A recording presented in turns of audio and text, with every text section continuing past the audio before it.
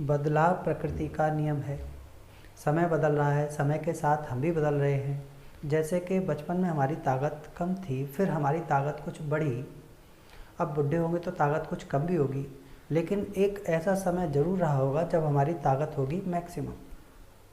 तो बदलाव के प्रोसेस की कुछ घटनाएं मैक्सिमा हैं और कुछ घटनाएं हैं मिनिमा। बदलाव कई चीज़ों पर डिपेंड करता है। बदलाव अगर केवल एक ही चीज़ पर डिपेंड कर रहा है, यानी कि वेरिएबल हमारा एक ही है, यानी कि फंक्शन ऑफ वन वेरिएबल, तो इस तरह के फंक्शन की मैक्सिमम और मिनिमम वैल्यू निकालने के लिए हमारे पास में मैथमेटिक्स में पक्के नियम हैं। तो इन्हीं कॉन्सेप्ट्स को हम इस चैप्टर में पढ़ेंगे और इस वीडियो को देखने के बाद आपके ये सारे कॉन्सेप्ट होंगे एकदम क्लियर कट। तो सबसे पहले हम बदलाव को समझने के लिए एक ग्राफ बनाते हैं। तो यहाँ हमने ग्राफ बना लिया है y = f(x) का। ये फंक्शन है f(x) जो x पर डिपेंड करता है, केवल एक वेरिएबल x पर डिपेंड करता है। ये हमने ग्राफ बनाया x = a से स्टार्ट होके, और कहाँ तक है x = यहाँ पे x की वैल्यू है b। तो इस बीच में सबसे पहले a से देखते हैं हम। तो जैसे ही हम a से थोड़ा आगे गए तो y की वैल्यू देखो कुछ बढ़ गई, और आगे गए y की वैल्यू और बढ़ी, यानी कि फंक्शन यहाँ पे इंक्रीज कर रहा है। तो इसका स्लोप, टेंजेंट का जो स्लोप होगा वो होगा पॉजिटिव। हम पॉजिटिव स्लोप को ऐसे भी समझ सकते हैं, यहाँ पे टेंजेंट हमने एक ड्रॉ कर दिया। अब ये x एक्सिस को इधर हमने एक्सटेंड कर दिया, और यहाँ पे ये एंगल देखा हमने तो ये 90 से कम है। टेंजेंट जो x एक्सिस से एंगल बना रहा है वो 90 से कम है, यानी कि tan थीटा कैसा होगा, पॉजिटिव होगा। 90 मतलब tan थीटा पॉजिटिव, और tan थीटा किससे रिप्रेजेंट होगा, वो होगा dy/dx से। तो dy/dx पॉजिटिव है यहाँ पे। और अगर इस जगह देखें तो देखो एंगल क्या होगा, 90 से ज़्यादा का होगा, यानी कि tan थीटा नेगेटिव होगा, यानी कि dy/dx होगा नेगेटिव, यानी कि पॉजिटिव और इधर नेगेटिव। लेकिन हम देखो ये बढ़ रहे हैं, लेकिन इस पॉइंट पे देखें, यहाँ पे हमारा बढ़ना रुक गया। तो ये कैसा पॉइंट हुआ, स्टेशनरी पॉइंट। यहाँ पे पीक आ गया हमारा, तो ये हमारा स्टेशनरी पॉइंट हो गया। अब स्टेशनरी पॉइंट को हम मार्क करते हैं x = c1 से। यहाँ पे क्या है कि देखो इस पे पहले स्लोप पॉजिटिव था, फिर नेगेटिव, तो बीच में इस पॉइंट पर स्लोप किस तरह का हुआ, यहाँ पे कोई स्लोप नहीं रहा, एकदम सीधा स्लोप खत्म हो गया। तो यहाँ पे dy/dx क्या है, dy/dx यहाँ पे होगा 0। फिर लेकिन उसके बाद कम होना शुरू हो गया, यानी कि अब स्लोप हो गया नेगेटिव, स्लोप नेगेटिव हो गया। तो ये इस पॉइंट पे देखें हम, तो इस पॉइंट पे क्या हो गया, ये बिल्कुल मिनिमम हो गया। फिर से यहाँ पे डाउन होना इसका रुक गया, यानी कि ये एक और स्टेशनरी पॉइंट आ गया। यहाँ पे हम इसको मार्क करते हैं c2। इसी तरह से फिर इसने बढ़ना शुरू किया, बढ़ के ये क्या हुआ, इस पॉइंट पे फिर से मैक्सिमम हुआ, ये c3। ठीक है, अब इन्हीं को समझते हैं। देखो यहाँ पे मैक्सिमम है ज़रूर, लेकिन इससे भी ज़्यादा मैक्सिमम वैल्यू, इससे भी ज़्यादा फंक्शन की वैल्यू यहाँ पे है, यहाँ पे सबसे ज़्यादा है। तो अगर देखें तो ये dy/dx मैक्सिमा तो है, लेकिन हम ये नहीं कहेंगे कि a से b तक यही मैक्सिमा है। हम ये कहेंगे कि ये एक छोटे से इंटरवल में मैक्सिमा है, यानी कि इसको बोलते हैं, जहाँ पे dy/dx 0 होता है वहाँ पे होता है लोकल मैक्सिमा। या फिर देखो यहाँ पे देखें तो ये क्या है, ये है लोकल मिनिमा। ये डाउन में जा रहा है, यहाँ पे पॉइंट की मिनिमम वैल्यू हम गेन तो कर रहे हैं, लेकिन लोकल मिनिमा, इससे कम भी मिनिमा हो सकता है। इसको इधर नीचे की तरफ कर दें, इससे भी कम हो सकता है। ठीक है, और इससे ज़्यादा यहाँ पे है, ये भी मैक्सिमा है, लेकिन अब इसको भी हम क्या बोलेंगे, लोकल मैक्सिमा बोलेंगे। अब लोकल मैक्सिमा हो सकता है पूरे इंटरवल का मैक्सिमा हो, यहाँ पे तो नहीं है। यहाँ पे तो देखो सबसे पीक कहाँ पे आया है, इंटरवल की बाउंड्री पे आया है। इस केस में लोकल मिनिमा हो सकता है पूरे इंटरवल का मिनिमा हो। जैसे यहाँ पे देखें तो इससे कम वैल्यू तो कहीं नहीं है, हर एक जगह इससे वैल्यू ज़्यादा है, यानी कि ये local minima he full interval a to b में मिनिमा भी हो गया। तो हम लेकिन इसको बोलेंगे dy/dx, यहाँ पे भी 0 होगा, यहाँ पे भी स्लोप खत्म हो रहा है, तो यहाँ पे भी dy/dx 0 है, यहाँ पे भी dy/dx 0 है। तो जहाँ पे dy बाई डी एक्स 0 होगा उनको बोलेंगे हम क्रिटिकल पॉइंट्स। क्या बोलेंगे?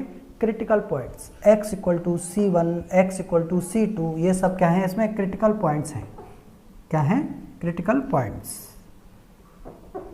अब क्रिटिकल पॉइंट्स में केवल यही नहीं है कि dy बाई डी एक्स 0 हो गया। अब ये देखो यहाँ पे एक और अलग तरह का क्रिटिकल पॉइंट है।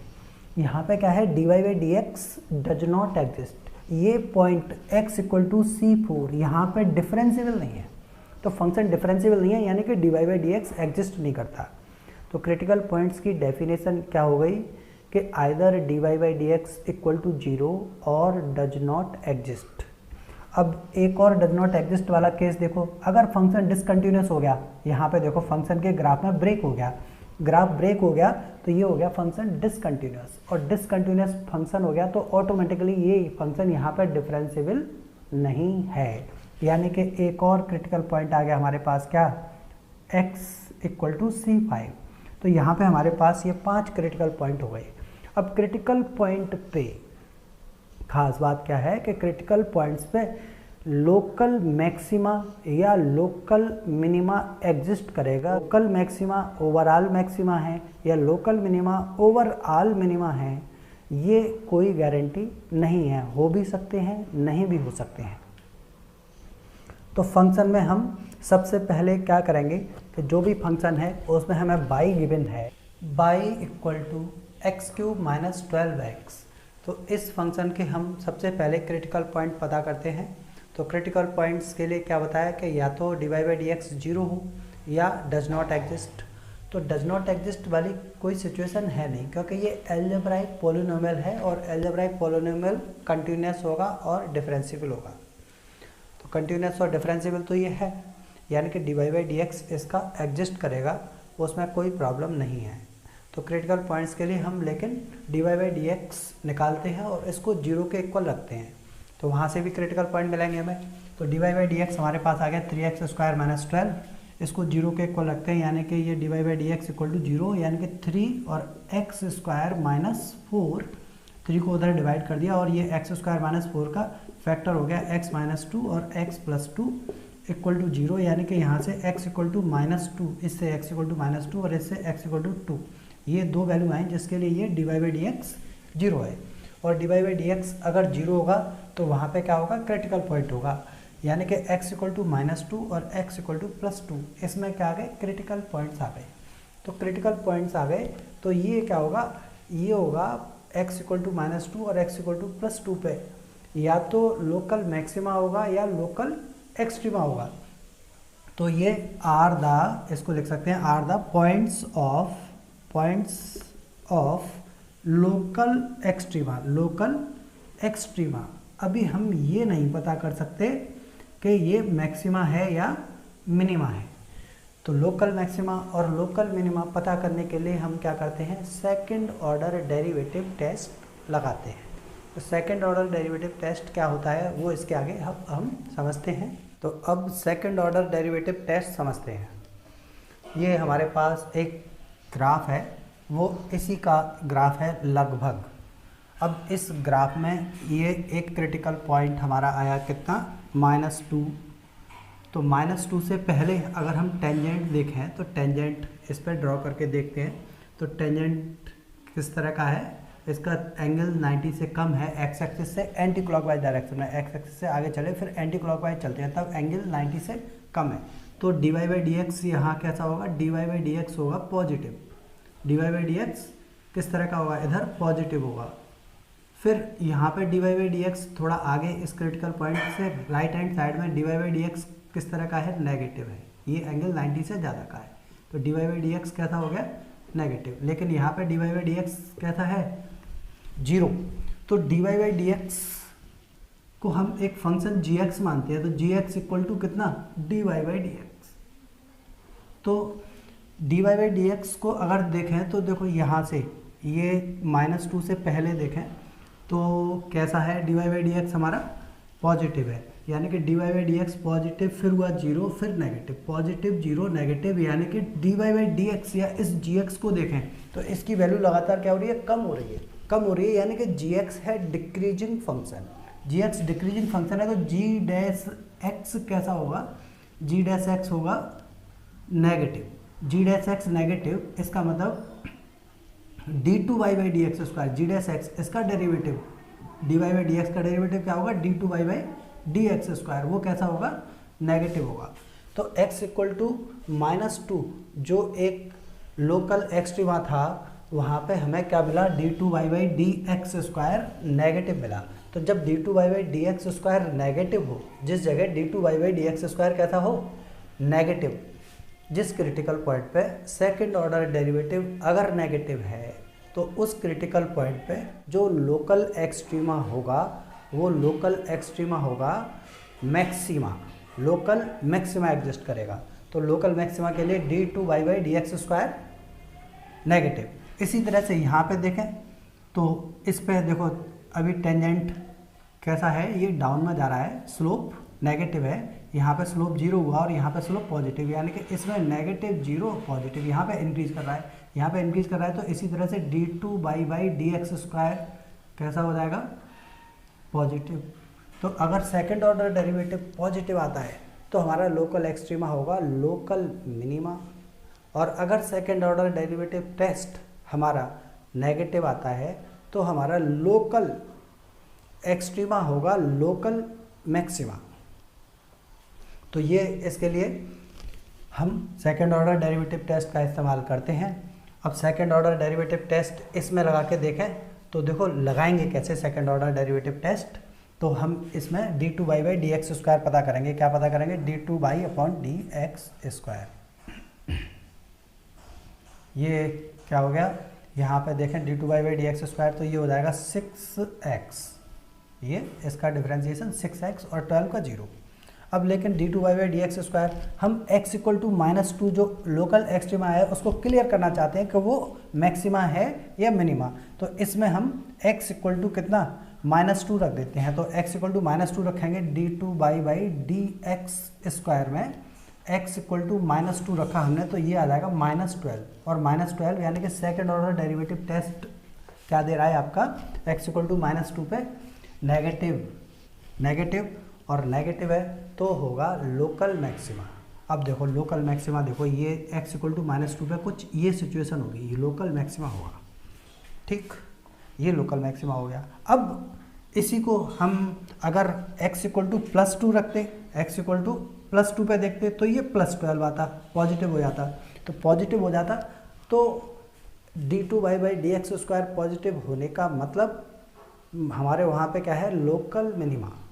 तो ये सेकंड ऑर्डर डेरिवेटिव टेस्ट है। तो ये सेकंड ऑर्डर डेरिवेटिव टेस्ट हम लगाते हैं इस तरह के फंक्शंस में जो डिफरेंशिएबल हैं, कंटिन्यूस हैं। अब जैसे ये यहाँ पे क्या है, डिफरेंशिएबल है, लेकिन ये जो पॉइंट है इस तरह का क्रिटिकल पॉइंट है, वहाँ पे ये सेकंड ऑर्डर डेरिवेटिव टेस्ट लगता नहीं है, क्योंकि वहाँ पे फर्स्ट ऑर्डर डेरिवेटिव एग्जिस्ट ही नहीं करेगा। देखो पहचान क्या है इसकी, ग्राफ में पहचान ये है कि इस पॉइंट पे शार्प टर्न आया है, यहाँ पे सारे टर्न, ये देखो टर्न ले रहा है फंक्शन लगातार, लेकिन स्मूथ है, लेकिन ये टर्न कैसा है, शार्प टर्न है। तो इसको बोलते हैं फंक्शन इज नॉट डिफरेंशिएबल। यहाँ पे अगर देखें तो ये फंक्शन डिसकंटिन्यूस है। तो नॉट डिफरेंशिएबल के लिए और नॉट डिसकंटिन्यूस के लिए हम बाद में देखते हैं। मेजर पार्ट जो हमारा 12th के बोर्ड के अकॉर्डिंग है वो सेकेंड ऑर्डर डेरिवेटिव पे बेस्ड है। हमारा 6 मार्क्स का क्वेश्चन जो बोर्ड में आता है वो भी सेकंड ऑर्डर डेरिवेटिव टेस्ट का ही आता है। तो अब इस पूरी कहानी को हम नोट करते हैं। तो सेकंड ऑर्डर डेरिवेटिव टेस्ट में नोट करने वाले पॉइंट्स हैं ये कि सेकंड ऑर्डर डेरिवेटिव टेस्ट में सबसे पहले हम क्या करेंगे, d Y by D x को 0 के इक्वल रखेंगे। उस इक्वेशन को सॉल्व करने से हमें x इक्वल टू जो भी पॉइंट्स मिल रहे हैं C1, C2, C3 critical points मिल जाएंगे। उन क्रिटिकल पॉइंट्स पे यानी कि x equal to C1, C2, C3 पे कंपलसरी लोकल एक्सट्रीमा एग्जिस्ट करेगा, यानी कि नंबर 2 पॉइंट हम ये लिखेंगे कि x equal to C1, C2, C3 are the point of local extrema. अब लोकल एक्सट्रीमा का मतलब ये है कि मैक्सिमा भी हो सकता है वहाँ पे, मिनिमा भी हो सकता है। मैक्सिमा और मिनिमा दोनों को हम क्या बोलते हैं, कंबाइन करके एक्सट्रीमा बोलते हैं। अब क्लियर करने के लिए हम d two Y by D x square निकालेंगे और उसमें इस क्रिटिकल पॉइंट पे C1 पे चेक करना चाहते हैं तो d two Y by D x square में C1 रखेंगे, d two Y by D x square में x की वैल्यू C2 रखेंगे। इस तरह से अलग अलग पॉइंट्स पे हम इसको चेक करेंगे। तो d2y/dx² अगर हमारा आता है कैसा, पॉजिटिव, तो हमारा लोकल मिनिमा होगा, और d2y/dx² अगर नेगेटिव आता है तो लोकल मिनिमा होगा। एक और पॉजिटिव नेगेटिव के अलावा जीरो भी तो आ सकता है, तो अगर d2y/dx² क्या आ गया, जीरो आ गया तो टेस्ट फेल हो जाएगा, ये second order derivative test fail हो जाएगा। ठीक, तो इसको क्या करना है, इसको आपको नोट करना है। इसको नोट करने के बाद हम इसके कुछ क्वेश्चन और करते हैं, तो ये हमें एकदम क्लियर हो जाएगा। तो इसको नोट करो।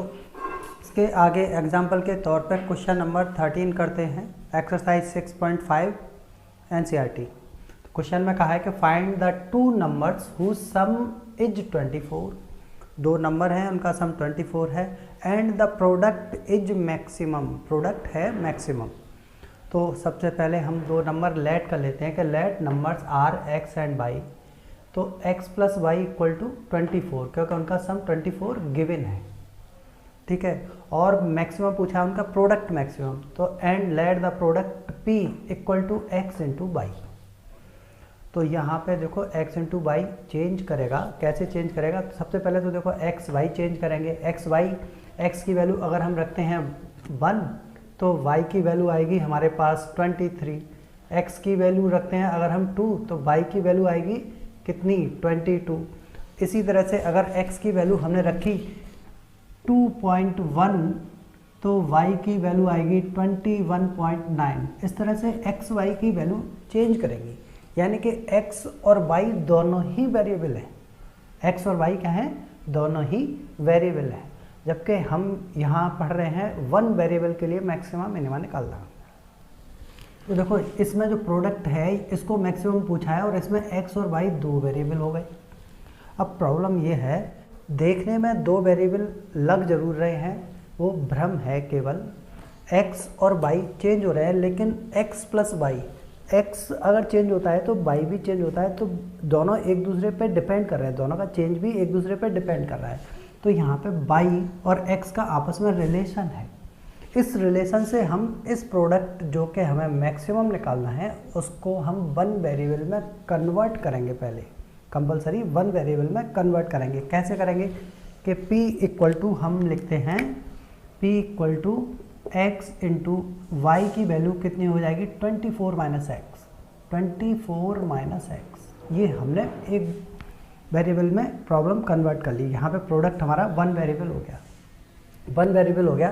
तो देखो जैसे हमने y और x का फंक्शन था, तो y का काम यहाँ पे p कर रहा है, p को हमें मैक्सिमम लेना है, तो हम वही काम करेंगे। सबसे पहले क्रिटिकल पॉइंट्स निकालने के लिए dp/dx करेंगे, तो dp/dx आ जाएगा 24 - 2x, और dp/dx को क्या करेंगे, जीरो करेंगे, यानी कि 24 - 2x = 0। इससे आपके पास x = 12, केवल एक ही क्रिटिकल पॉइंट आया, x = 12। अब इस x = 12 पे हम सेकंड ऑर्डर डेरिवेटिव चेक करते हैं। x = 12 क्या हो गया, पॉइंट ऑफ एक्सट्रीमा हो गया। लेकिन नाउ अब सेकंड ऑर्डर डेरिवेटिव टेस्ट के लिए d2p/dx², इसको निकालते हैं हम d2p/dx²। तो ये 24 का 0 हो जाएगा, -2x का हो जाएगा 1। ठीक है, अब x = 12 पे इसको देखें तो ये नेगेटिव है। अब x = 12, यहाँ पे x है नहीं है तो कोई बात नहीं है, लेकिन ये हमेशा ही नेगेटिव रहेगा, तो x = 12 के लिए भी नेगेटिव वैल्यू ही देगा। यानी कि सेकंड ऑर्डर डेरिवेटिव हमारा कैसा आया, नेगेटिव। यानी कि x = 12 is the point of, क्या होगा, मैक्सिमा, पॉइंट ऑफ मैक्सिमा होगा। और अब हम मैक्सिमम वैल्यू निकालेंगे। तो मैक्सिमम वैल्यू निकालने के लिए इधर कैलकुलेट करते हैं कि प्रोडक्ट p जो हमारा है वो क्या है, x × 24 - x, ये प्रोडक्ट है। इसमें x की वैल्यू हम कितना 12 पुट करेंगे तो p max आ जाएगा, यानी कि p max कितना होगा, 12 × 24 - 12, 24 - 12 12 होता है, 12 × 12 144, यानी कि p max आ गया कितना, 144। यानी कि 144 जो वैल्यू आई है वो मैक्सिमम वैल्यू है। वो हम कैसे कह सकते हैं, क्योंकि d2p/dx² नेगेटिव है, यानी कि ये जो critical point x equal to 12 है, इस पे जो p की वैल्यू आएगी वो होगी मैक्सिमम। ठीक है, तो ये क्वेश्चन है, इसको नोट करो। और इसी तरह से क्वेश्चन नंबर 14, 15, 16 भी इसी तरह के हैं, तो उनको भी आप करो और इसको नोट कर लो। अब आगे करते हैं।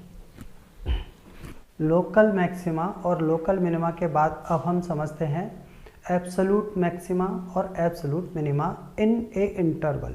अगर कोई इंटरवल में मैक्सिमा मिनिमा पूछा है तो वो कंपलसरी उस इंटरवल का मैक्सिमा मिनिमा, ये ज़रूरी नहीं है कि लोकल मैक्सिमा जो हमारा आया है वो पूरे इंटरवल का मैक्सिमा हो। जैसे कि यहाँ इस ग्राफ में देखें तो देखो ये मैक्सिमा है, लोकल मैक्सिमा है यहाँ पे C1 पे, फिर ये देखो ये एक और मैक्सिमा है C2 पे, लेकिन इससे भी ज़्यादा पूरे इंटरवल में सबसे बड़ी वैल्यू कहाँ पे आ रही है? पूरे इंटरवल में सबसे बड़ी वैल्यू आ रही है बाउंड्री पे, क्योंकि ये फंक्शन, ये वाला फंक्शन कहाँ से कहाँ तक A to B डिफाइन है, इसका इंटरवल क्या है? A to B। अब इस फंक्शन में मैक्सिमम वैल्यू आ रही है B पे, यानी कि बाउंड्री पे। तो हमारी मैक्सिमम वैल्यू या मिनिमम वैल्यू या तो क्रिटिकल पॉइंट्स पे एग्जिस्ट करती है या फिर बाउंड्री पे, दो में से किसी एक जगह पे कंपलसरी पूरे इंटरवल की मैक्सिमा और मिनिमा एग्जिस्ट करेगी। तो वो कैसे करती है? ध्यान दो कि अगर हमें पूरे इंटरवल की निकालनी है तो हम सबसे पहले क्रिटिकल पॉइंट से निकालते हैं, यानी कि केवल फर्स्ट ऑर्डर डेरिवेटिव टेस्ट से क्रिटिकल पॉइंट निकाल लेते हैं। अब क्रिटिकल पॉइंट पे फिर सेकंड ऑर्डर डेरिवेटिव टेस्ट के लिए नहीं जाते हैं, क्रिटिकल पॉइंट आ गए हमारे जैसे C1, C2, C3, तो हम सब उस पे उसकी फंक्शन की वैल्यू चेक करते हैं, सारे पॉइंट्स पे फंक्शन की वैल्यू चेक करते हैं, C1 पे, C2 पे और बाउंड्रीज पे भी। A से B डिफाइन है तो बाउंड्री वाले पॉइंट हो गए A, वहाँ पे भी फंक्शन वैल्यू चेक करेंगे और बाउंड्री की अपर लिमिट पे भी फंक्शन वैल्यू चेक करेंगे। इन सब में जो सबसे मैक्स होगी, जो सबसे मैक्स वैल्यू होगी वो होगी हमारी इंटरवल का पूरा मैक्सिमा। इसी तरह से जो इनमें सब में मिनिमम वैल्यू होगी वो सारे इंटरवल की मिनिमम वैल्यू होगी। तो वो कैसे होती है? जैसे कि इसको समझो, जैसे कि मैक्स ऑफ 2, -3, 5 और 1, इन सब में मैक्स क्या है? मैक्स है 5, सबसे बड़ी वैल्यू है 5, तो इसकी वैल्यू इक्वल टू कितना होगी? 5। तो इस मैक्स का मतलब तो हम इसको इस तरह से देखते हैं। अब मिनिमम, यहाँ पे मिनिमम लिखा होता तो इसमें जो सबसे मिनिमम वैल्यू है वो है -3, तो इसकी वैल्यू किसके? -3 के इक्वल आती। तो ये मैक्स और मिनिमम क्या है ये मैंने आपको समझाया। अब इस चीज़ को एक एग्जाम्पल से समझते हैं। तो इसमें हम क्वेश्चन लेते हैं, क्वेश्चन नंबर 10, एक्सरसाइज 6.5 का क्वेश्चन में पूछा गया है कि find the maximum value of, ये है 2x³ - 24x + 107 in 1 to 3 close interval and दूसरे क्लोज इंटरवल -3 to 1। इस इंटरवल में भी पूछिए और इस इंटरवल में भी पूछिए। तो इसके लिए हमें क्रिटिकल पॉइंट्स चाहिए, हमें क्रिटिकल पॉइंट्स चाहिए। तो हम क्या करेंगे कि ये फंक्शन हमने इसको जो एक्सप्रेशन है उसको f(x) लेट कर लिया। अब f' निकालते हैं तो ये आ जाएगा 6x², इसका 2x³ का हो जाएगा, 24x का हो जाएगा 24, 107 का तो कांस्टेंट है उसका 0 हो जाएगा, यानी कि ये f' आ गया। जैसे dy/dx निकालते थे सेम चीज़ f', और क्रिटिकल पॉइंट के लिए क्या dy/dx को 0 रखेंगे, तो x² - 4, 6 कॉमन लेने पे 0, तो x की दो वैल्यू आएंगी -2 और 4, -2 और +2। अब -2 और +2 क्या है कि ये क्रिटिकल पॉइंट्स हो गए हमारे। तो अब सबसे पहले हमें ये इंटरवल दे रखा है -3 to -1। इस इंटरवल में देखें तो इस इंटरवल में -2, केवल दो में से केवल यही एक क्रिटिकल पॉइंट है जो इस इंटरवल में आएगा, यानी कि -2 belongs to -3 to 1 and 2 belongs to 1 to 3 इस इंटरवल में। तो इस इंटरवल के लिए देखें सबसे पहले -3 to -1 इंटरवल के लिए, तो क्रिटिकल पॉइंट तो आ गया -2। तो -2 पे हमें इस फंक्शन की वैल्यू, ये जो फंक्शन हमने लेट किया है इसकी वैल्यू -2 पे चेक करेंगे हम। लेकिन -2 के साथ साथ बाउंड्री पॉइंट हो गए ये -3 और -1, इन पे भी वैल्यू चेक करेंगे। देखो -3 पे भी चेक किए और -1 पे भी चेक किए। तो कैसे चेक करेंगे कि -3 के लिए x = -3 रखेंगे, इसमें x की जगह -3, तो -3 रख दिया। इसमें, तो इसको कैलकुलेट कर लेंगे हम। ये माइनस माइनस प्लस हो जाएगा, 107 प्लस 72 ये हो गया। अब दोनों को प्लस करेंगे और इसमें से 54, 27 इंटू 2 54 माइनस करेंगे तो 125, ये इसकी F3 की वैल्यू आ जाएगी 125। f ऑफ -2 की वैल्यू इसी तरह से कैलकुलेट करके 139 आएगी और f ऑफ -1 की वैल्यू कैलकुलेट करके आएगी 129। अब इन तीनों वैल्यू में मैक्स क्या है, इन तीनों वैल्यू में देखें हम तो मैक्स ऑफ, ये मैक्स के आगे इक्वल नहीं होता, मैक्स ऑफ 125, 139 और 129, इनमें मैक्स होगा ये 139। ठीक है, हमें एग्जाम में इस तरह से करने की ज़रूरत नहीं है, हम यहीं से कह सकते हैं, इस तरह से सारी वैल्यू निकालेंगे तो 125, 139, 129 में हमें क्लियर कट दिख रहा है कि ये मैक्सिमम है, तो इसके आगे एरो बना दो मैक्स, और फिर आप फाइनली ये कंक्लूजन लिखेंगे which implies that maximum value of f(x) in -3 to -1 is 139। 139 होगी मैक्सिमम वैल्यू, और वो कहाँ पे होगी, एट x इक्वल टू -2 पे। तो यहाँ पे क्रिटिकल पॉइंट पे हमारी मैक्सिमम वैल्यू आ रही है, लेकिन ये ज़रूरी नहीं है कि क्रिटिकल पॉइंट पे आ जाए। दूसरा हम केस करेंगे किसके लिए, 2, 1 to 3 में 2 बिलोंग करता है, तो मैक्सिमम वैल्यू इन कौन से इंटरवल के लिए, इस इंटरवल के लिए अगर देखें तो f ऑफ बाउंड्री वाले पॉइंट है 1 और 3, तो +3 पे भी हम चेक करेंगे, तो +3 पे यहाँ पे +3 रखेंगे, ये लो +3 रखा हमने, और ये कैलकुलेट करके हमारे पास, अभी हम इसको कैलकुलेट करते हैं, और यहाँ पे ये क्रिटिकल पॉइंट होगा, यहाँ पे कितना 2, क्रिटिकल पॉइंट 2 होगा, तो ये -2 की जगह हम इसी में +2 रख देंगे, +2 रख दिया हमने। ठीक है, अब ये हमारा क्या आएगा वो हम बाद में कैलकुलेट करेंगे। ठीक है, और -1 की जगह +1 रखेंगे, ये क्योंकि बाउंड्री का पॉइंट 1 है और 3 है, तो F1 भी चेक करना है हमें, F3 भी चेक करना है, और F2 क्योंकि क्रिटिकल पॉइंट है वो भी चेक करेंगे। तो ये 1 रख दिया हमने, तो ये अब हम इनको कैलकुलेट करते हैं, तो ये हो गया कितना 107, और ये 27 इंटू 2 54, ये दोनों प्लस और -72, तो ये कैलकुलेट होके आएगा हमारे पास 89। इसी तरह से 107 में 16 प्लस करेंगे और 48 माइनस करेंगे, तो कैलकुलेट होके आएगा ये हमारे पास 75, और 107 में 2 प्लस करें 109 और 24 उसमें से माइनस करें तो ये आएगा 85। ठीक, अब हमें इसमें मैक्सिमम वैल्यू इसमें भी चाहिए, किस इंटरवल के लिए, इस इंटरवल के लिए 1 से 3 के लिए, तो 1 से 3 के लिए मैक्सिमम वैल्यू इसमें है ये 89, यानी कि ये है मैक्स। ठीक, मैक्स, तो यहाँ पे लिखेंगे कि मैक्सिमम वैल्यू ऑफ f(x) इन कौन से इंटरवल में, 1 to 3 इज 39, 139 नहीं है, इसमें कितना है 89 एट x इक्वल टू किस पे, x इक्वल टू 3 पे। यहाँ पे जो मैक्सिमम वैल्यू आई वो आई है x इक्वल टू 3, और 3 हमारा यहाँ पे क्रिटिकल पॉइंट नहीं है, यहाँ पे क्रिटिकल पॉइंट है 2, तो 2 पे तो मैक्सिमम वैल्यू नहीं आई है, 3 पे आई है, तो ये ज़रूरी नहीं है कि मैक्सिमम वैल्यू क्रिटिकल पॉइंट पे आए। यहाँ पे मैक्सिमम वैल्यू कहाँ है, बाउंड्री पे, अपर बाउंड्री पे 3 पे, तो यहाँ पे हमारा लोकल एक्सट्रीमा जो था x इक्वल टू 2 वो मैक्सिमा नहीं है, यहाँ पे मैक्सिमम वैल्यू बाउंड्री पे है। तो इस तरह से इसको सॉल्व करते हैं, तो absolute maxima and minima in A to B को ये हेडिंग है हमारा, और ये इसका थ्योरेटिकल पार्ट है, और इसमें ये और लिखेंगे हम where C1 C2 C3 dot dot dot are the critical points, critical points. ठीक, तो ये हमारा थियोरेटिकल पार्ट केवल इतना ही है, बाकी हमने इसको ग्राफ से समझा है, और ये क्वेश्चन सॉल्व करके हमने ये थ्योरी है इसको और समझा है। तो अब आपको ये कॉन्सेप्ट अच्छी तरह से समझ आ गया होगा।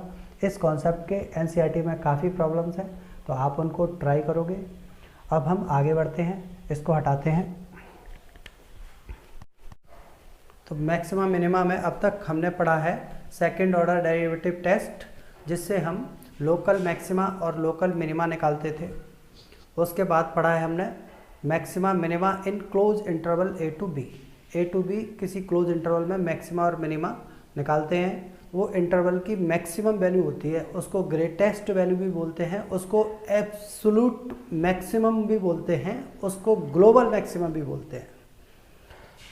इसके बाद अब हम कुछ तीसरे तरह का कॉन्सेप्ट पढ़ेंगे, वो है ये कि देखो अगर जहाँ पे फंक्शन कंटिन्यूस है, जैसे ये C4 फोर्थ क्रिटिकल पॉइंट है, तो C4 पे फंक्शन कहता है कंटिन्यूस तो है पर डिफरेंशियल नहीं है। फंक्शन कहता है continuous but not differential.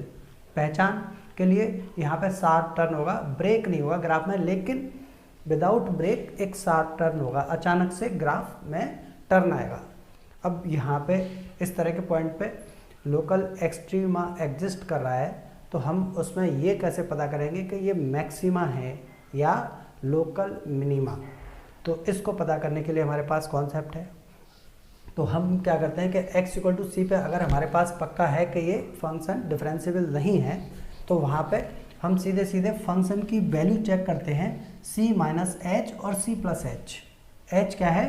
h है लिमिट h टेंडिंग टू 0, यानी कि c से जस्ट पहले हम फंक्शन वैल्यू चेक करेंगे, c के जस्ट बाद में फंक्शन वैल्यू चेक करेंगे और c पे फंक्शन वैल्यू चेक करेंगे। इन तीनों फंक्शन वैल्यूज़ में अगर c पे फंक्शन वैल्यू सबसे ज़्यादा है तो वो होगा हमारा लोकल मैक्सिमा। कब? जब dy बाई डी एक्स या एफ डैश एक्स एग्जिस्ट नहीं करता उस पॉइंट पे।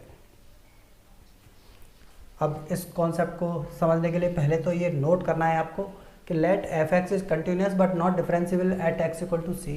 तब X equal to C is the point of maxima कब होगा? इफ इस पूरे में, इन तीनों में F C minus H, F C plus H और एफ सी, इन तीनों में सबसे बड़ी वैल्यू मैक्स वैल्यू किसकी होगी? एफ सी की होगी, तो मैक्सिमा होगा। और इसमें मिनिमम वैल्यू अगर एफ सी की आ रही है तब ये हो जाएगा मिनिमा।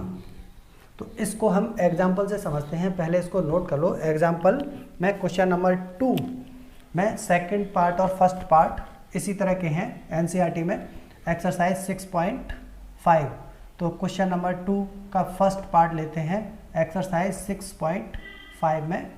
तो इसमें हमें पूछा गया है x प्लस 2 मॉड माइनस 1, इसकी मैक्सिमम या मिनिमम वैल्यू जो भी एग्जिस्ट करती है वो आपको बतानी है। तो इसको आप fx कंसीडर कर लोगे। अब ये क्या कहते हैं, इसमें सबसे पहले तो ये क्रिटिकल पॉइंट निकालना होगा। क्रिटिकल पॉइंट वो है जहाँ पे एफ डैश एक्स एग्जिस्ट नहीं करता है।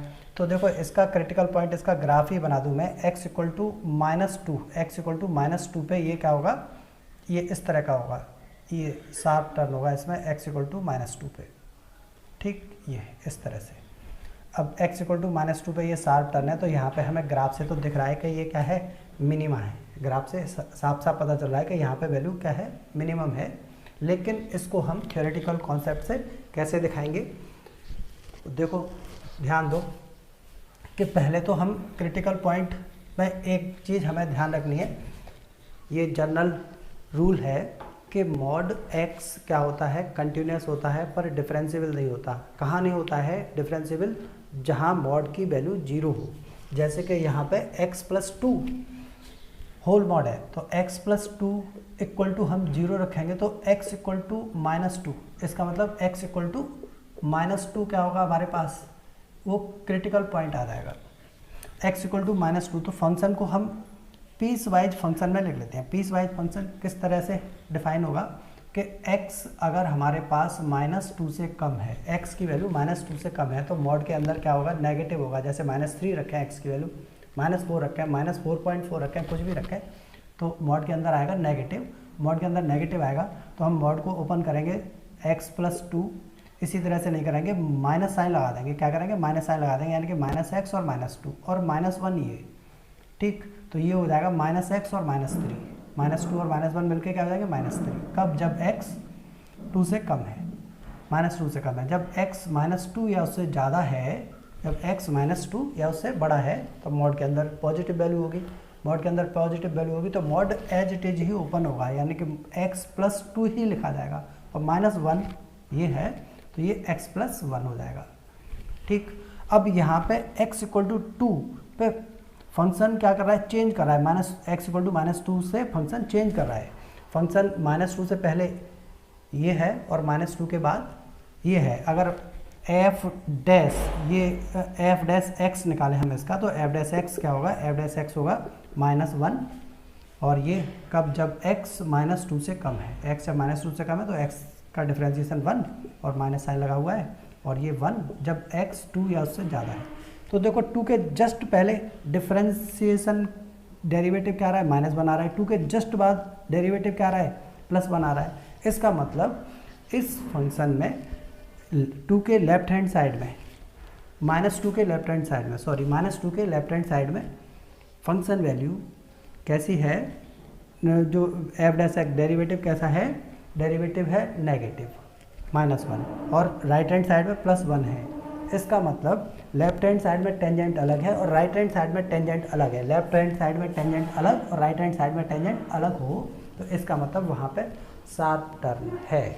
ज्योमेट्रिकली इसका मतलब क्या होता है, वहाँ पे शार्प टर्न है, लेफ्ट में अलग राइट में अलग। लेकिन -2 से पहले देखें तो ये एक अलजेब्राइक पॉलिनोमियल है, और -2 से पहले कहीं भी -4 -3 सब पे कैसा होगा, कंटिन्यूस और डिफरेंशिएबल होगा। इसी तरह से -2 के आगे भी ये अलजेब्राइक पॉलिनोमियल है, तो ये कहीं भी कंटिन्यूस और डिफरेंशिएबल होगा function.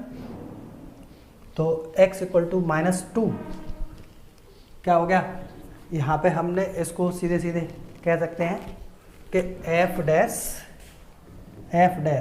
-2 -h is not equal to f dash -2 plus h, यानी कि limit h tending to 0, limit h tending to 0, limit ज़रूर लिखेंगे हम, यानी कि -2 के जस्ट पहले और -2 के जस्ट बाद, -2 के जस्ट पहले ये है और जस्ट बाद में ये है। -2 से जस्ट पहले क्या होगा, -2.000000, ये इससे पहले आएगा। बहुत सारे जीरो लगा के भी हम इसमें ये 1 लिख दें, तब भी हम -2 से पहले वाला नंबर नहीं लिख सकते। तो थ्योरेटिकली हम उसको ऐसे ही लिखते हैं क्या, कि -2 में h माइनस कर दें, -2 में क्या कर दें, h माइनस कर दें। कौन सी h माइनस कर रहे हैं, वो जो बहुत छोटा है, एज स्मॉल एज पॉसिबल, लगभग जीरो है, लगभग जीरो है, एग्जैक्ट जीरो उसको भी नहीं बोलते हैं। तो ये है, तो x इक्वल टू -2 पे फंक्शन डिफरेंशिएबल नहीं होगा, x इक्वल टू -2 पे फंक्शन डिफरेंशिएबल नहीं है क्योंकि डेरिवेटिव एग्जिस्ट नहीं करता है। तो यहाँ पे अब हम, इससे भी कोई मतलब नहीं है, इससे भी कोई मतलब नहीं है, अब सीधे जो ओरिजिनल फंक्शन दे रखा है उसी में चेक करेंगे। तो देखो f limit h tending to 0 f -2 -h equal to कितना होगा, इसमें x की जगह -2 -h ऐसा रख देते हैं, x हो गया -2 -h, x की वैल्यू कितनी, -2 -h प्लस 2 भी लिखेंगे और -1। अब ये देखें तो 2 से 2 कैंसिल हो गया, -h का मॉड हो जाएगा +h, यानी कि ये हो जाएगा h -2 -h का मॉड क्या हो जाएगा +h, h -1। अब यहाँ पे देखें तो वैल्यू कितनी आई, h -1, f ऑफ -2 -h पे। इसी तरह से f ऑफ -2 प्लस h की बात करें, +h की बात करें तो देखो +h पे, ये ध्यान दो, यहाँ पे प्लस हो जाएगा और यहाँ पे क्या हो जाएगा -h, और ये -1, ये +h का मॉड भी +h ही रहेगा, यानी कि दोनों केस में -h -1, यानी कि ये देखें तो -1 से थोड़ी ज़्यादा है वैल्यू। -1 में अगर इसको गौर करें तो ये क्या है, 1 तो माइनस है लेकिन h प्लस है, यानी कि -1 में कुछ प्लस हो रहा है, भले ही वो बिल्कुल ना के बराबर हो, लेकिन -1 में कुछ प्लस हो रहा है, यानी कि ये -2 प्लस h पे वैल्यू और -2 -h पे जो फंक्शन की वैल्यू है वो कुछ ज़्यादा है, किससे, -2 से, यानी कि f ऑफ -2 सबसे कम है, यानी कि जैसे ये लिखें limit h tending to 0 f of -2 -h f of -2 plus h, इन दोनों पर वैल्यू कितनी है, -1 प्लस h, यानी कि इसमें वैल्यू ज़्यादा है, इन दोनों पे वैल्यू क्या है, ज़्यादा है। और एफ ऑफ -2 की बात करें तो इन सब में सबसे कम वैल्यू, देखो इन दोनों पे वैल्यू -1 से थोड़ी ज़्यादा है, लेकिन इसमें वैल्यू -1 है, यानी कि ये वैल्यू सबसे ज़्यादा कम है, यानी कि इसका जो मिनिमम होगा वो क्या होगा, एफ ऑफ -2 होगा, यानी कि इसका मिनिमम होगा एफ ऑफ -2। तो जो -2 हमारे पास, ध्यान दो, जो -2 हमारे पास क्रिटिकल पॉइंट था, उस क्रिटिकल पॉइंट पे क्या है हमारे पास, सबसे कम वैल्यू आई -2 पे। तो x इक्वल टू -2 क्या हो जाएगा, point of minima. Critical point पे एक्सट्रीमा तो एग्जिस्ट करता था, लेकिन वहाँ पे ये बात हमें क्लियर हो गई कि ये क्या है, पॉइंट ऑफ मिनिमा है, x इक्वल टू -2। तो इस तरह से हम मिनिमा और मैक्सिमा निकालते हैं। तो इसको आप ये चीज़ नोट कर लो, इससे ऊपर वाली मैक्स के लिए ये, फिर मिनिमा के लिए नोट कर लेना। तो पहले इसको नोट करो, ठीक। अब फिर इसको नोट करने के बाद इसको हटाते हैं और मिनिमा के लिए लिखते हैं, क्या मिनिमा के लिए क्या होगा, minima if minimum of this, minimum of this, इस पूरे का मिनिमम क्या हो, अगर एफ सी हो तो क्या हो जाएगा, x इक्वल टू सी हो जाएगा, पॉइंट ऑफ मिनिमा। तो ये दोनों चीज़ें नोट कर लो, ये एग्जाम्पल था इसको समझने के लिए। एक एग्जाम्पल और कर लेते हैं। तो मैक्सिमा और मिनिमा में एक इम्पॉर्टेंट कॉन्सेप्ट और है, application of geometry and mensuration.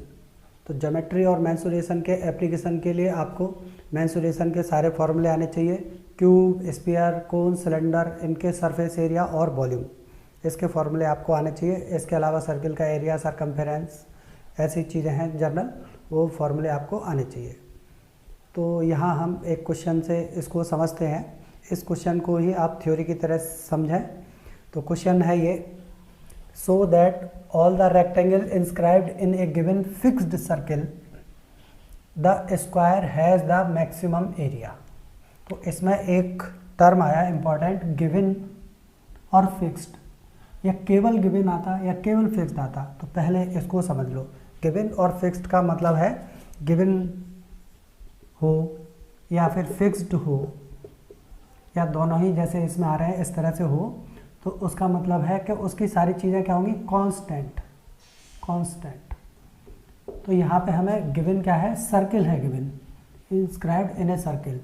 तो सर्किल की सारी चीज़ें, चाहे सर्किल की रेडियस हो, डायमीटर हो, सर्किल का सरकमफेरेंस हो, सर्किल की एरिया हो, कुछ भी हो, वो सारी चीज़ें कैसी होंगी, कांस्टेंट होंगी। कांस्टेंट का मतलब जैसे कि यहाँ पे हमने सर्किल की रेडियस ले ली r, यहाँ पे सर्किल की रेडियस क्या लिए r, तो r होगी कांस्टेंट। r कांस्टेंट यानी कि r वही काम करेगी जो 3, 4, 5 जिस तरह से इक्वेशन में आते हैं, इनका डिफरेंशिएशन 0 होता है। इसी तरह से जैसे कहीं कोई किसी क्वेश्चन में कहा कि कौन ऑफ द गिवन वॉल्यूम और उसका मैक्सिमम सरफेस एरिया निकालना है, तो वॉल्यूम गिवन है तो v कांस्टेंट हो जाएगा, v क्या हो जाएगा, constant. Sphere of the given surface area या cylinder of the given surface area, find its maximum volume. तो गिवन सरफेस एरिया में ये सरफेस एरिया है, ये s, सरफेस एरिया को हमने s से अगर रिप्रेजेंट करें तो s क्या हो जाएगा, कांस्टेंट। तो इस चीज़ को तो आपको पहले ध्यान रखना है। फिर उसके बाद इसके आगे देखो, ध्यान दो कि स्क्वायर है द मैक्सिमम एरिया। तो इसमें बहुत सारे रेक्टेंगल बन सकते हैं जो इंस्क्राइब्ड होंगे। देखो कुछ हम देखते हैं, जैसे ये है, ये एक रेक्टेंगल हो गया, ठीक, ये एक और रेक्टेंगल हो गया, ये दोनों रेक्टेंगल इसमें इंस्क्राइब्ड हैं। ये x, ये इसमें x बढ़ गया, लेकिन इसमें y देखो, y ज़्यादा है, इसमें y कम हो गया। तो देखो x और y दोनों ही चेंज कर रहे हैं, x और y दोनों चेंज कर रहे हैं, लेकिन इसमें चेंज क्या नहीं कर रहा है, चेंज नहीं कर रही। ये देखो दोनों के अगर हम अपोजिट वर्टेक्स मिला दें तो ये क्या बनेगा, डायगोनल। तो डायगोनल उतना ही रहेगा, क्या, सर्किल के डायमीटर के बराबर। जैसे इसमें भी देखें, इसमें भी देखें, ये भी 2r होगा और ये भी 2r होगा। तो इस तरह के क्वेश्चन में अब हम देखते हैं कि हमने मान लिया कि let r is the radius of the circle, इस सर्किल की रेडियस r ले ली, and x and y are the sides of the rectangle, rectangle की साइड्स ले लिए x एंड y। तो रेक्टेंगल देखो ये बताया बहुत सारे बनेंगे, एक्स और वाई दोनों चेंज करेंगे तो एरिया हमारे पास क्या हो जाएगा, एरिया हो जाएगा रेक्टेंगल का एक्स इंटू वाई, सिंपल। अब x इंटू वाई में x और y दोनों ही चेंज कर रहे हैं, दोनों ही वेरिएबल हैं, जबकि हम पढ़ रहे हैं वन वेरिएबल के लिए, तो ये दो वेरिएबल हो गए। लेकिन दोनों वेरिएबल का एक कनेक्शन है वो ये कि गिवन चीज़ क्या है, हमें गिवन है, ये देखो अगर हम ये r को देखें रेडियस को तो ये हो जाएगी 2r। तो कोई भी रेक्टेंगल बने इसके अंदर, लेकिन इसका स्क्वायर प्लस इसका स्क्वायर हमेशा क्या होगा, 2r का होल स्क्वायर, पाइथागोरस थ्योरम से। तो ये हमेशा रिलेशन रहेगा, यानी कि variable x square plus variable y square क्या होगा, कांस्टेंट होगा, कितना, 2r होल स्क्वायर, 2r का होल स्क्वायर कितना हो जाएगा, 4r स्क्वायर। तो यहाँ से हम क्या करेंगे कि यहाँ से वन वेरिएबल में कन्वर्ट करने के लिए x इंटू वाई, तो x लिख लिया आपने, और y इक्वल टू कितना लिखेंगे, y इक्वल टू लिखेंगे हम, ये देखो यहाँ से Y square equal to 4r square, कितना, Y square equal to 4r square minus x square हो जाएगा, लेकिन ये तो y के लिए क्या करेंगे, इसका रूट लेंगे, तो एरिया हमारे पास इतना आ जाएगा। अब इसका क्या करते हैं, ए स्क्वायर लिखते हैं, ए स्क्वायर इसलिए लिखते हैं क्योंकि कैलकुलेशन हमारा आसान हो जाएगा और कोई प्रॉब्लम नहीं है। A square equal to x into under root हट जाएगा, अब a square equal to x square और 4r स्क्वायर माइनस ये 4r स्क्वायर, ऐसे कर लेते हैं 4r square minus x square. A square को और सिंप्लीफाई करके लिखते हैं तो ए स्क्वायर इक्वल टू कितना हो जाएगा, 4r square x square minus x to the power 4। अब इसको ध्यान दो, तो अब इसको डिफरेंशिएट करते हैं, तो differentiate with respect to x। अब देखो x के रेस्पेक्ट में डिफरेंशिएट ए स्क्वायर को करेंगे तो a तो हमारा वेरिएबल है, क्योंकि जैसे ही रेक्टेंगल बदलेगा वैसे ही उसका एरिया भी बदल जाएगा, यानी कि एरिया वेरिएबल क्वांटिटी है, डिपेंड x पे कर रही है एरिया, तो इसका ए स्क्वायर का डिफरेंशिएशन अब वेरिएबल की तरह करेंगे हम, तो ए स्क्वायर का क्या हो जाएगा, ए स्क्वायर का हो जाएगा 2a, लेकिन क्योंकि x के रेस्पेक्ट में डिफरेंशिएट कर रहे हैं तो dA ओवर dx भी आएगा, इक्वल टू 4r स्क्वायर इंटू एक्स स्क्वायर, तो एक्स स्क्वायर का हो जाएगा 2x, तो एक्स स्क्वायर का 2x, तो 2 इसमें 4 में मल्टीप्लाई होकर 8 और ये r square minus 4x cube, ये तो हमारा डिफरेंशिएशन हो गया। लेकिन मैक्सिमम मिनिमा के लिए क्या करते हैं हम, फर्स्ट ऑर्डर डेरिवेटिव को 0 रखते हैं, जिससे हमारा क्रिटिकल पॉइंट आता है, तो put dA over dx equal to 0, तो इसको 0 रखेंगे तो ये पूरा 0 हो जाएगा, इसको 0 रखने से ये देखो a के साथ मल्टीप्लाई हो रहा है, ये पूरा 0 हो जाएगा, और ये आ जाएगा हमारे पास क्या, 8r square x equal to 4x cube, और इसको थोड़ा और सॉल्व करें तो देखो यहाँ से आएगा x equal to root 2r, 4 से ये 2 टाइम्स कैंसिल हो जाएगा, और यहाँ पे क्या हो जाएगा, ये एक्स स्क्वायर बच जाएगा, तो x square equal to 2r square, तो x इक्वल टू कितना आ जाएगा, रूट 2r, x की वैल्यू आ गई।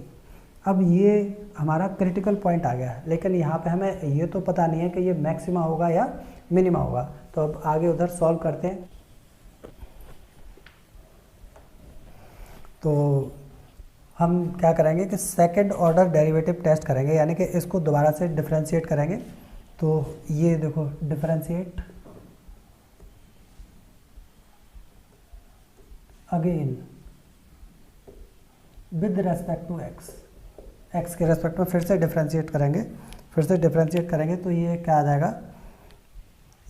जाएगा, ये इसको करेंगे, ये है, तो देखो ये वेरिएबल और ये भी वेरिएबल, तो फर्स्ट सेकंड से करेंगे, तो 2 कांस्टेंट बाहर और a का डिफरेंशिएशन हो जाएगा dA ओवर dx, a का differentiation d over dx into dA over dx, उससे कुछ भी नहीं करेंगे, यानी कि वो एज इट इज रहेगा, तो इस dA ओवर dx में मल्टीप्लाई होकर क्या हो जाएगा, dA ओवर dx का होल स्क्वायर, प्लस अगले स्टेप में a एज इट इज, ये a एज इट इज, और d ओवर dx का डिफरेंशिएशन होगा d2a over dx square, second order derivative, और ये इक्वल टू, ये आसान है, ये हो जाएगा 8r², x का 1, ये तो कांस्टेंट है, और ये -12x², 8r² -12x²। लेकिन हम किस पर चेक करेंगे इसको? Eight x = √2r, x = √2r पर चेक करेंगे। dA/dx तो वहाँ पे क्या होगा? dA/dx तो 0 होगा। क्यों होगा 0? x = √2ar, dA/dx को 0 करने से x = √2ar मिल रहा है, तो √2r अगर dA/dx में रख देंगे तो वो 0 हो जाएगा। तो देखो ये तो 0 हो जाएगा, तो ये क्या हो जाएगा? 2 टाइम्स ऑफ 0, और ये a × d2a/dx² इक्वल टू, यहाँ पर देखा तो 8r², वो तो कांस्टेंट है, -12, और x², अगर x² देखें तो x² है 2r², तो x² की जगह हम 2r² रखेंगे तो 24r² हो जाएगा, 24r²।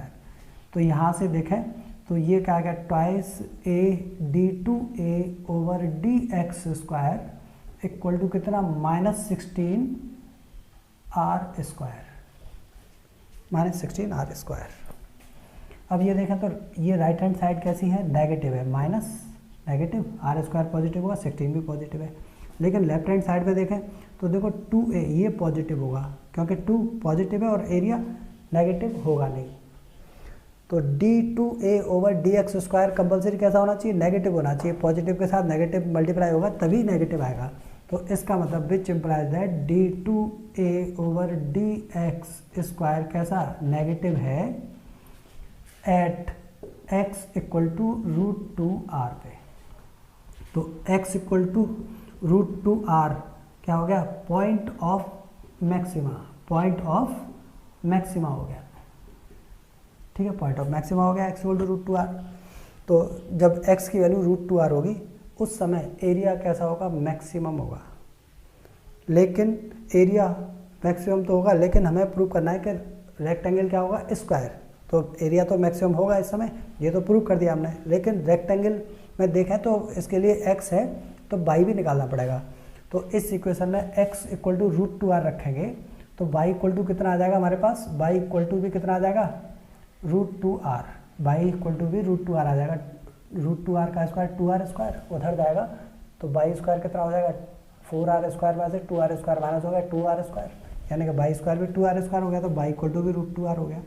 इसका मतलब x = y, x क्या है? x और y बराबर है, तो इसका मतलब क्या हो गया? रेक्टेंगल ऑफ मैक्सिमम एरिया का जो रेक्टेंगल है इज स्क्वायर, क्योंकि दोनों साइड बराबर हैं। तो ये है क्वेश्चन नंबर 19 एक्सरसाइज 6.5 का। तो ये आपके 12th बोर्ड एग्ज़ाम का मैक्सिमा मिनिमा का कंप्लीट लेक्चर है। इस पर बेस्ड एक्सरसाइज 6.5 के सारे क्वेश्चंस का वीडियो सॉल्यूशन अवेलेबल है चैनल पे। तो अगर आपको किसी भी क्वेश्चन में डाउट आता है तो आप वो सॉल्यूशन ज़रूर देखें। That's all.